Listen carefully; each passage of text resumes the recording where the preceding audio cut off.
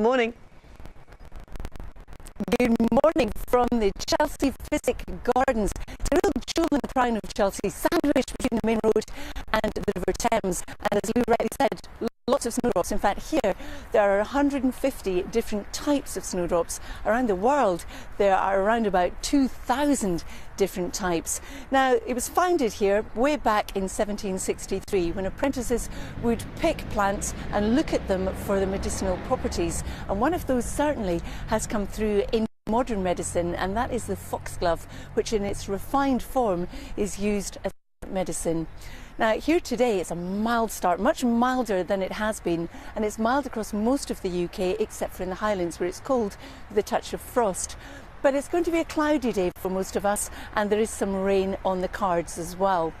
So if we start the forecast this morning at 9 o'clock in Scotland, we'll hang on to the sunshine in the Highlands for much of the day, but for the rest of Scotland it will remain fairly cloudy with some patchy fog.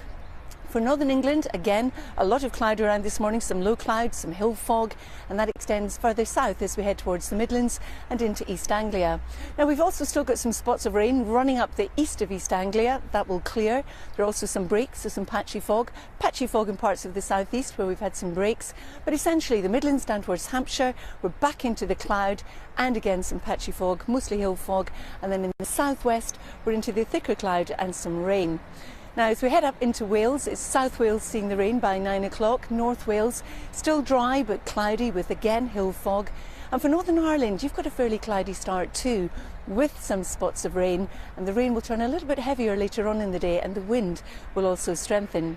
So through the day, our weather front in the southwest will extend slowly northeastwards. Now, some of the rain on it will be heavy and also possibly thundery, but behind it, it will brighten up across southwest England, parts of Wales, parts of the West Midlands, but still a few showers.